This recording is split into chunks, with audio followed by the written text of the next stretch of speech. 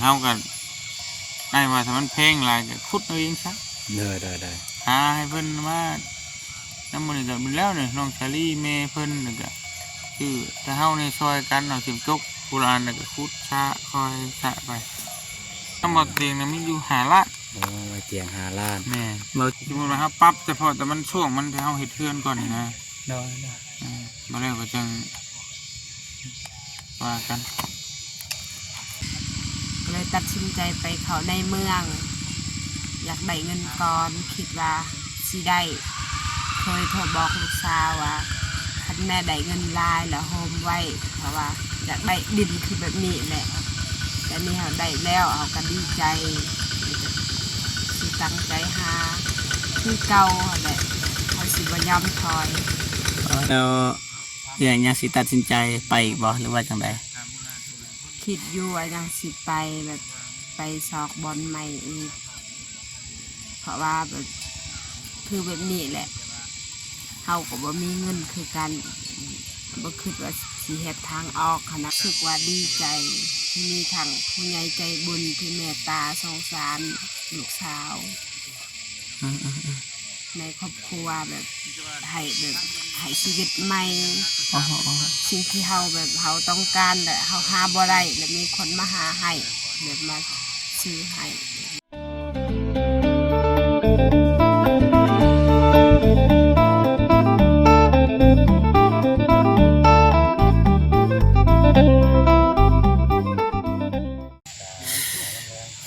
พี่น้องนะตอนนี้เบาเจ็บกาได้เดินทางนะมาหอดบาทน้องสาลีนะตอนนี้ก็เบาเจ็บกาอยู่ที่ดินของน้องสาลีพี่น้องเนาะก็มากับทีมงานไอเตียงนะเบาเมฆเบาอันนงแล้วก็เบาตูนแล้วก็เบาเจ็บพี่น้องเนาะนะวันนี้ก็มาอัปเดตที่ดินของน้องสาลีคือเก่าพี่น้องเนาะไปพี่น้องนะก็จะไปอัปเดตกับ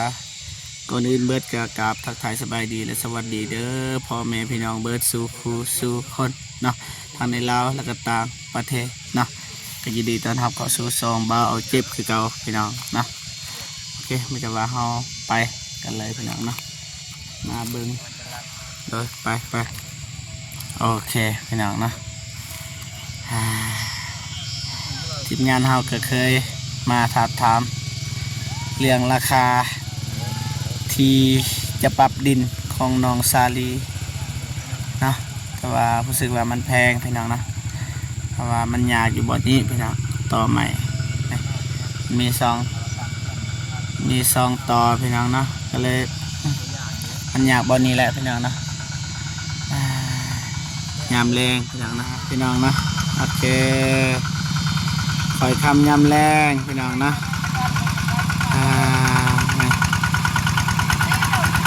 ตัดยำแรงสบายดีเด้อยิ้มเต้ย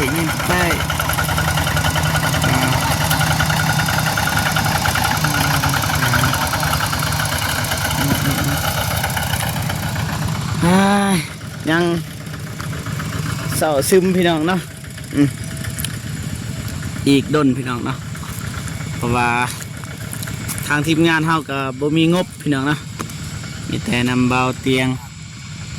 น้ำอายเพิ่นมีอยู่4 ล้านกีบเนาะ4 หรือ 5 ล้านประตูนสบายดีเนี่ยนั่งเศร้าเนาะจะได้น้องเดิมน้องเดิมนี่แหละผมน้องสาลีเนี่ยคุมคืบหน้าบ้านน้องสาลีเนี่ยมันยืดมันยาวมันฟืดแบบบ่มีนะขนาดเงินสิปรับยาดินยังบ่มีคือมีแล้วแต่มันพอเนาะถ้าได้แล้วของบ้านที่เราก็5 ล้านทำขายเตียงทอง7 ล้านเนาะ7 ล้านเขาว่าสิปรับให้2 ล้านรู้สึกว่าต้นน้องสาลีมันด้นเลยน้องสาลีนี่ก้อนน้องเดิมอีกแต่ว่าน้องเดิมนี่เรียบร้อยพี่น้องมื้อนี้ก็ขึ้นบันไม้แต่ว่าน้องสาลีเขายังอุบอยู่เลยในเตียงเพิ่นก็นั่งเลย ที่ปากบ่เตียงนี่ให้เตียงครับนี่บ่เตียงเสานังอะมันบ่ไปบ่มาเด้เสร็จจังไดมันยากกับต่อใหม่นี่ประตูนี่นี่ต่อใหม่ต้นนอกครับ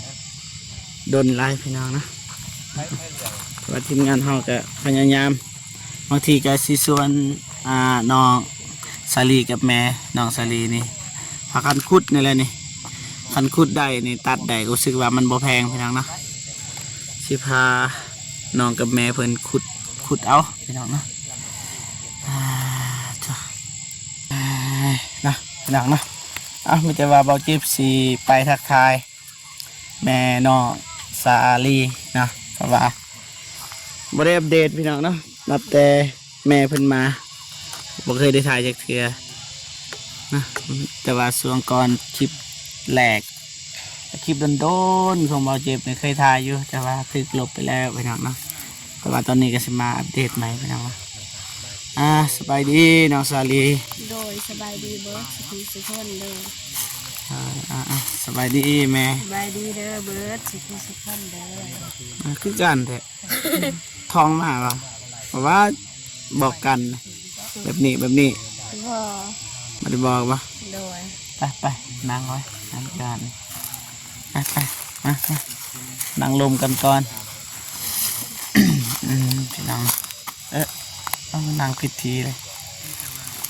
นั่งติดกันจึงคักนี่แม่ลูกพี่น้องเนาะซ้ำกันแม่กับลูกนี่จะไรเรื่องดินดอนเขาอายเพิ่นว่าจังไดอายเตียงอายอนงเพิ่นว่าจังไดมีเงินมีคำแล้วบ่ ยังบ่ทันมีงบ เราจะมีอยู่นะบ่เตียง5 ล้าน มาเตียง5 ล้านแต่ว่าแป้งอันนี้ก็7 ล้านแม่นบ่ โดย มันยากกับต่อใหม่นี่ โดย แต่ว่าเฮาเฮ็ดจังไดเนาะนี่สิพาคันขุดก่อนขุดออกมันนี่ก่อนมื้อละน้อยหลายมื้อเดือนหนึงมันก็แล้วคิดว่าขุดบ่ ขุด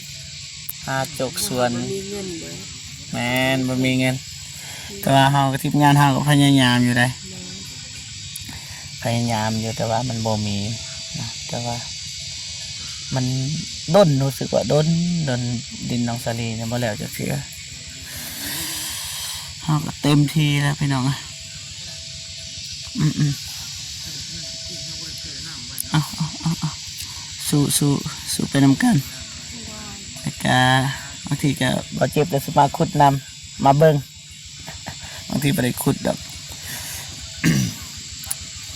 แม่น้องสาลีคนอยากถามเลยแม่ซื้อยังลืมเลย ซื้อแจว ซื้อแจวอายุจักปี 31 ปี 31เรากับไอเตียงแหละอายุรุ่นเราเขาเดียวพี่น้องเนาะโอเคมาโดดนะบอกเลยใหญ่แม่ซื้อเอิญใหญ่เลยเอิญแม่ 10 ปลายปีแล้วโอ้ยจักเบาเลยเบามักจะลงขวบ10 ปลายมือแล้วสิเว้า 10 ปลายมือ หน่อย ต่อเลยซื้อเอิญเอื่อยเลยเอิญแม่ให้เอิญจังได เอิ้นได้ก็ได้ เอิญเอื่อยเนาะ บ่ทันเฒ่า เอื่อยนี่ไปเฮ็ดเวียกเกี่ยวกับหยังอยู่หั่น เป็นแม่บ้าน เป็นมาบ้านหนักป่ะ บางครั้งก็หนักแบบก็เคยแบบเรียกแม่บ้าน เวลาหนักเวลาเบา เดือนเท่าไหรก็ ๆเดือนละ2 ล้าน 2 ล้านได้เงินอันนี้มา สมมติตัวอย่างว่าได้เงินแล้วเฮ็ดหยัง 5ได้เงินละโอนให้ลูกสาว เท่าใด ให้ซื้อข้าวกิน เท่าใด เวลาขอบริเจ็บบริเป็นก็ได้ให้เต็ม2 ล้าน 5เวลาเจ็บเป็นก็ให้ไปล้านปลายเดี๋ยวนั้น อ๋อได้พอดีเอื้อยนี่ไปเฮ็ดอยู่หันนี่ประมาณจักเดือน 6 เดือน 6 เดือน แสดงว่านี่โอนให้น้องสาลีนี่คู่เดือน โดย ทุกเดือนเลย โดย เดือนละล้านหา โดย อ๋อก็ว่าเอาเงินไปเห็นยัง ก็ซื้อข้าวซื้อแกงนัวเกลือ เบิดสมัคร โดยกับข้าวเวิร์ด สอบหนึ่งนี่น้องกินนี่จักเดือน โมโหคือกันบ่คิด ประมาณ เดือนหนึ่งสองสอบ เดือนหนึ่งสองสอบ โอ้กินหลายแท้ เขาเป็นนอนกินหลาย เล็กน้อยเนาะบ่ตีเล็กน้อยโอเคน้องอยากคู่นะเกี่ยวกับเอื่อยนี่แหละย้อนสาเหตุใดเอื่อยจึงตัดสินใจไปว่ายางก้าวออกจากเขื่อนนี่คิดหยังตอนนั้นไม่ว่าไปหาเงินคำนี่คิด เพ มา ราะ ได้ ว่าหาอยู่บ้านกับท่อเพราะว่าหาสำใดกับเขาบ่ได้เขาว่าเขาไปแบบเป็นมื้อเขาไปแบบเท่าไรวันละ60บ่เขาได้เขาหับมากอ่ะซื้อเขาวกิโลกินเหมือนกัน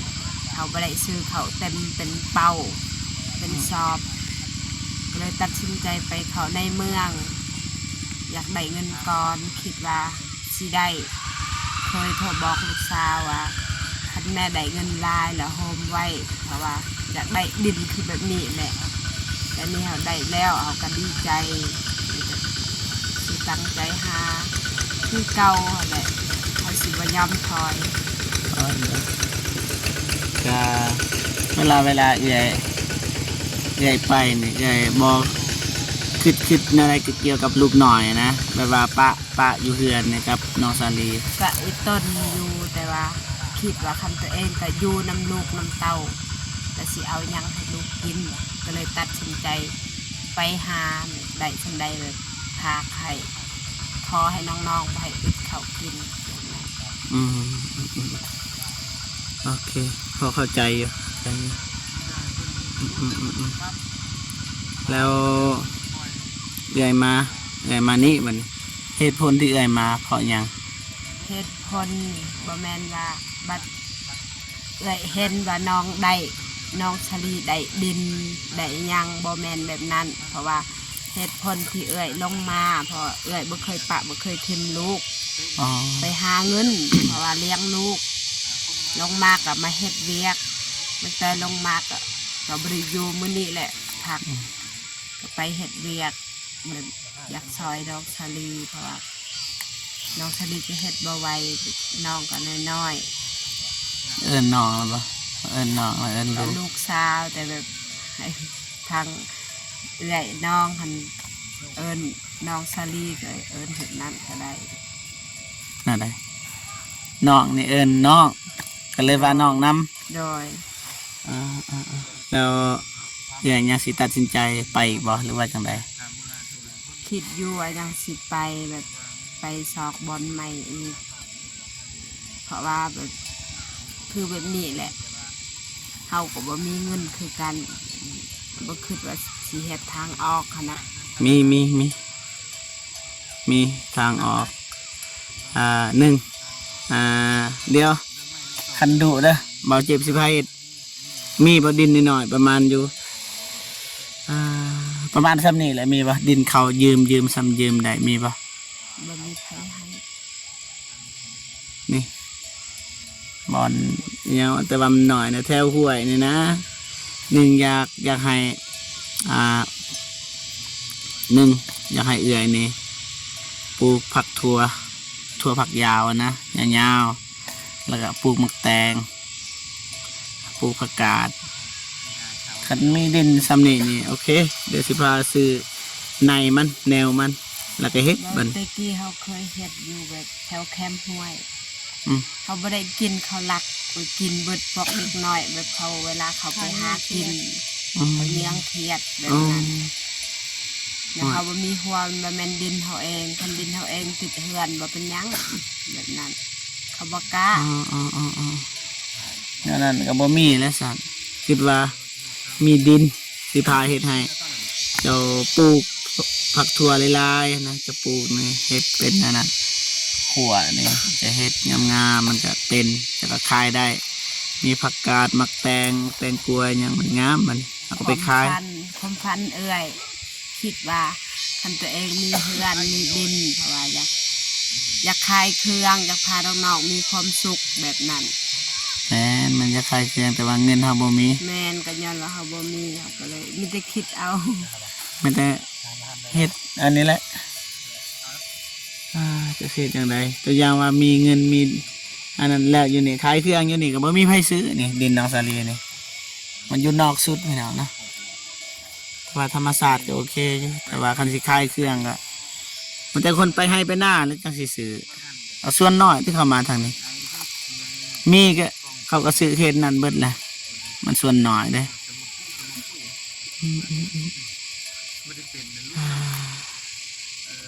แต่อยากถามเอื่อยในตอนเอื่อยอยู่เวียงนี่เอื่อยได้เบิ่งคลิปบ่ เบิ่ง คลิปทีมงานนี่ เบิ่งติดตาม ตามเบิ่งรู้สึกจังได รู้สึกว่าดีใจที่มีทางผู้ใหญ่ใจบุญที่เมตตาสงสารลูกสาว อืม ในครอบครัวแบบให้ชีวิตใหม่ อ๋อ สิ่งที่เฮาแบบเฮาต้องการแหละเฮาหาบ่ได้แล้วมีคนมาหาให้แบบมาซื้อให้แบบนี้เลยดีใจหลาย โอเคอาจารย์อุกเรื่องดินนี่แหละอ๋อบ่ทันมีเงินทางบ่เจ็บบ่ทันมีนะมีต้นหนองพุ่นอยู่ต้นโอเคมีแต่ว่าสู้ๆอันแหละนะจะเฮ็ดจังไดเด้จะเฮ็ดจังไดไอ้น้องเอ้ยจะขุดเอาอันแหละขุดเอาเนาะหาจกหาเสียมมาขุดอันนี้ขุดเทอละหน่อยบ่ได้แปลว่าเฮาสิขุดให้มันไอ้ลีรอเฮาก็คอยขุดรายมือรายวันมันก็คือสิแหละบัดแล้วเฮาก็เอารถมาไถบัดนี้มันจึงบ่แพงฟังงบเฮานี่นำไอเตียงเพิ่นว่ามีงบอยู่5 ล้านพี่น้องเนาะมันบ่พอก็เลยพากันขุดซะเนาะสู้บ่ โดย สู้บ่ สู้ สู้บ่ สู้ ยิ้มสู้น้องสู้จังสิโดยโอเคไม่แต่ว่าน้องอายสิว่าน้ำน้องสาลีแต่ว่าอายก็เลาะก่อนเอาไปถ่ายอัปเดตแค่นี้ก่อนเนาะโอเคขอบใจหลายใหญ่ โดยขอบใจหลาย สู้เด้อ โดย สิพาปลูกผักแล้วปลูกผักปลูกหญ้าหาเงินแค่กะที่ว่าเด็กน้อยเขารักอีกบัดนี้มันหามันยาแล้วสันหาทางอื่นก่อนโอเคไปนะใหญ่เติบพี่น้องใหญ่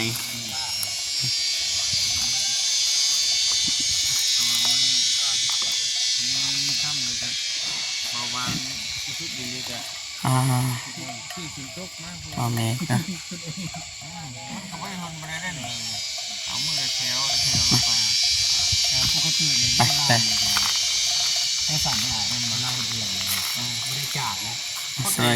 ปสวัสดีสบายดีวัดเถอะนั่งโซกันเรื่องยังก็ นั่งคุยกันเรื่องปั๊บดินเนี่ยเนาะ เท่ากันได้ว่าถ้ามันเพลงลายก็คุดเอาเองซะ ได้ หาให้เพิ่นมาน้ำมันก็เป็นแล้วเนี่ยน้องชาลีเมเพิ่นนี่ก็คือถ้าเฮาในซอยกันเอาสิบจกโบราณน่ะก็คุดชะคอยชะไป ลายมือลายวันมันก็สิแล้วอยู่แล้วคือว่าซอยกันเนาะ นี่คือวิธีแก้ปัญหาของไอ้บ่าวเตียงทองถ้าแบบเพราะว่าเขาบ่มีเงินนะเขาบ่มีงบ 7 ล้านมันบ่ แม่ ได้ น7 น้อ ล้าย น ๆนะ เพิ่นวิธีแก้ปัญหาคือเขาต้องซื้อจกซื้อเสียม เครื่องเฮือนก็ได้พวกเรา แม่น ก็คือน้องเดิมเนี่ยดินก็บ่ได้ปรับหยังได้น้องเดิมบนเก่าเลยมันจะเอาไม้เอาหยังมาตั้ง เพราะว่ากอมันก็อ้ายสิเว้าในดินนี่มันอ่อนได้นี่ อ่อนเด่น พุดนี่สุกเพราะว่ามันเฮาแค่ปรับให้มันเพียงเฮาขุดสระลงไปแล้วก็ได้ระดับหนึงเลยโอเคแล้วเฮาก็มาแปลงข้างขึ้นตรงนี้นี่แปลงข้างให้น้องเพิ่นนั่งขึ้นมาได้โอเคแล้วไม่ว่านะ แม่นก็ดีกัน ถ้ามันระหว่าง3หรือ4 ล้านนี่แพงสุดละ4 ล้าน แสดงว่าที่อายพอมาแท้ ที่ประสบการณ์มาเนี่ยก็คัน7 ล้านเนี่ยมันแพง แพ นะ ง5 ล้านก็ยังแพงนายจ้างแถว16 10ปูนแถวทีมงานแถวอันอยู่ทางเหนือจ้างก็มี2 ล้าน แม่ สิน่ะ 3 ล้านในกว้างกูนี่ได้ดิน อ๋อ ขนาดน้องมันปรับนาเด้ อืม ตรงนานี่แหละประมาณแต่ว่าจากไล่เติบได้17 ล้าน อืม ไล่กว่านี้อีกประมาณ10 เท่าอันนี้นะ แม่น 17 ล้านนาได้หันเลย ที่ แต่ จริ ว่าง อยู่บ่ฮู้ว่าอยู่พี่มันเป็นไปแล้วแต่อยู่แถวบ้านนั่นน่ะมันก็ค่อนข้างที่จะบ่อยากแพงปานใดมันรถมันหลาย แม่ แต่ว่าอยู่พี่ก็หลายมันก็บ่น่าจะถึงขนาดนั้นคิดว่าแพงจังไดก็ยังแพง7 ล้าน ที่จริงมันก็บ่แพงเพราะว่ามันมีต่อใหม่เนี่ยนะปัญหามันถ้ามันมีต่อใหม่เนี่ยเฮาจะต่อก็ได้บ่แพงคิดว่า ไม่สมมุติว่าเราว่าบ่มีต่อไม้เราก็เอา5 ล้าน แม่นที่ถามตอนนั้นนะคันว่ามีตัวใหม่ก็สิเรา มัน สิ ก็ เอา ยัง 5 แพ ล้าง น อยู่ 5 ล้านแต่ว่าขั้นตอนคือสิได้ อืม ต่อก่อน2 ล้านก่อน แต่ว่าบ่ได้ดอก แต่ว่าอยากคู่แบบไปที่เคยขับรถอันนี้นะรถฟอร์ดนะในมือหนึ่งเนี่ยเติมน้ำมันจากล้าน ไอ้ฮู้ จากล้านในมือหนึ่ง มือหนึงน่ะมีแต่ล้านเดียว อ๋อ หมดมือ โอ้เด้อ อันนี้มันบ่หมดมือแล้วนี่ แหม่ เต็มที่2 ชั่วโมงน้ำมันเนี่ยบ่ฮอดวัน5 เซนบ่ฮอดนี่ อืมนั่นเอง ตีชุงชุดแล้ว5 เซ ดิ น น อ่ะ มันอันนี้นะ ดินมันง่ายนะดิน แต่ว่ามันก็เกินไปโอเคเอาไอ้ครับในคลิปน่ะเห็นบ่ เด้อ เป็น อ๋ออันนั้นก็นั่นรถพี่น้องกันรถพี่น้องไอ้ของไอ้เนี่ยแหละ ใส่รถลากมาเลย แกมา ใส่รถลากมาเลยลากมาพี่ หนัก เล ก็ ย อยู่ใกล้ได้เอามาขับเองก็ได้นะเติมน้ำมันให้กันแล้ว เออ รถได้พี่ให้พี่น้องเจ้าของ เด้อ บ่ยากดอกแต่ว่าเบิดมือได้เต็มที่เลยนี่ประมาณล้านหนึง ล้านหนึ เบิ ง ดมือ รู้สึกว่าประหยัดแล้วสัน ประหยัดอยู่ ทำงานหนักเลย นี่แต่ว่าเฮาก็บ่ฮู้ว่าถ้าว่ารุ่นมันใหญ่ชุดแต่ว่านั้นบ่ใหญ่ชุดนะแต่ใหญ่ชุดน่ะอาตีแต่ล้านฮะอ่ะแต่ใหญ่ชุดน่ะมันสิมีหลายรุ่นเลย มื้อนั้นนี่อายเพิ่นมานี่รถน้อยของเพิ่น อืมน้อยแห้งเต็กแล้วแห้งบ่เปลืองแล้วแต่ก็มันก็อยากนักเลยอยู่สมมุติว่า ตีให้ล้านหนึงได้เติมน้ำมันล้านหนึง เด้อ จูนเราจ้างจัก5 ล้าน กินเอาไป4 ล้านแป๊บเดียวชั่วโง เต็ม ดียว หรือว่าจังซี่เพราะว่าไปสมมติไปเว้ากับเจ้าของรถทันน้ำมันเขาเติมใหายเลยมือหนึ่งอันล้านหนึงอัน อ๋อ แล้วก็เอากระจายอีกต่างหาก อ๋อเขา ค่ารถ มันยาก คำนวณมาจักหน่อยเลย เขาก็ซื้อรถมานะเขาก็เติมเองอยู่แล้วแบบนั้นไอ้ต้น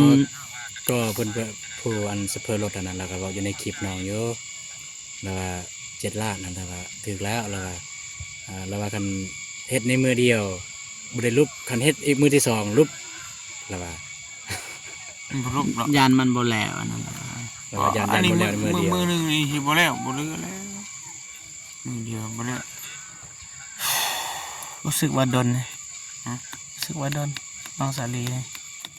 ก่อนน้องเดิมเลยได้ มันก็ดีนะมันลงตรงต้วยมันยากใหม่น้ำต่อนี่ก็บ่แฮงมีแต่ว่าทั้งไอ้ว่าเขาว่ามันนั่นก็เฮาก็คือว่าแหละปุ๊บเอาพุดเอา กูซ้ำปรับดินให้น้องสาลีก็โอเคแล้ว อืม ก็ได้ปรับโอ ปรับ เค แปลงดินเพราะได้มองกู้เพื่อนก่อน แม่น แล้วก็นั่นก่อนบ่นั่นก็ค่อยไปอีก เด้อ เด้อก็สุดท้ายน้องอยากถามก็สิถามทีมงานทุกคนเลยนะ อืม มีภายในระบบแบบว่ามีงบของน้องของน้องสาลีนะ อืม งบที่สร้างเฮือนเนี่ย เบาเจ็บ น้ำหมดเตียงนะมีอยู่5 ล้าน โอ้ยเตียง5 ล้าน แม่ เบาเจ็บบ่มี บ่เจ็บ บ่มี ส เล บาย ย เด้อ เด้อสบายดีบ่มีจะกรีบเลย เด้อ ประมาณ4 ล้านเนี่ยเพราะว่าเงินเพิ่นฝากมันแต่งหึงแล้วเพิ่นยังฝากมา7-8,000 บาท เราตุนมีอยู่แต่ว่าบ่แม่นงบสร้างบ้านเพิ่นให้งบซื้อเข้าวให้น้องสาลีแต่ยังทันได้ซื้อ อืม ก็ แต่ว่ายัง ข้าวกันยังมีอยู่น้องสาลี ก็ ก็ เลยแบบ โคมไว้ โคมไว้ สำ แต่ ท ว่า บ ก็สิ กับ เบิ่งถ้ายังมีอีกก็จะได้แจ้ง อืม ทางบางคณะก็ตื่มกันเนาะ โดยแม่นขอบใจหลายๆอ้ายที่จะไปถาม โอเคโดย ไอ้น้องอีกคุณเป็นเห็นแนวใด เด้อ วิธีแก้ปัญหาแนวใด เด้อ เนาะ ค่อยไปเนาะ โดย ไปว่ากัน เมื่อนะเป็นน้องสลีเฮ็ดเองนะบอกกับแม่แล้วก็สิขุดน้ำกันมัน หึ ขุดเอา นั่นแหละ ขุดเอาค่อยๆขุดเอา มันเพลงก็คุดเอาที่จะได้ ลายมือมันก็สิแล้วอยู่แล้ว แล้วได้อยู่ดอกพอมันเพลงพูดมันโหดโทษนะ แต่ว่ายามนี้นี่เฮ็ดคราวเดียวฝนตก เอาบ่เป็นหยัง พากันหนี้ สมมติว่าครับปั๊บแต่พอแต่มันช่วงมันที่เฮาเฮ็ดเทือนก่อนนี่นะ โดย มาแล้วก็จังว่ากัน โอเคอ่ะอายขอบใจหลายๆเด้อ โดยสบายดีมาเจ็บเด้อจังว่ากันพี่น้องเลย โดย จังปรึกษาหารือกันเฮ็ดได้ได้ต่อโอ้ย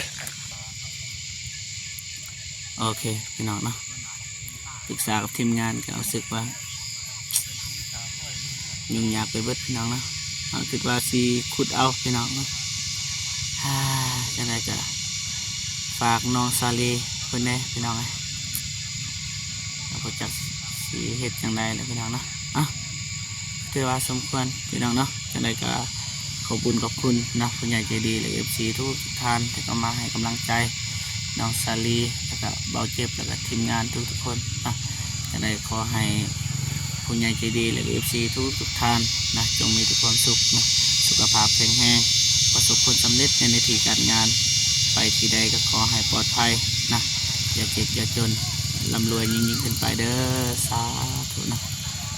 คลิปนี้เบาเจ็บขอโตวจบคลิปก่อนเนาะเอาไว้เจอกันคลิปหน้าสำหรับคลิปนี้ขอกล่าวคำว่าสบายดีเด้อ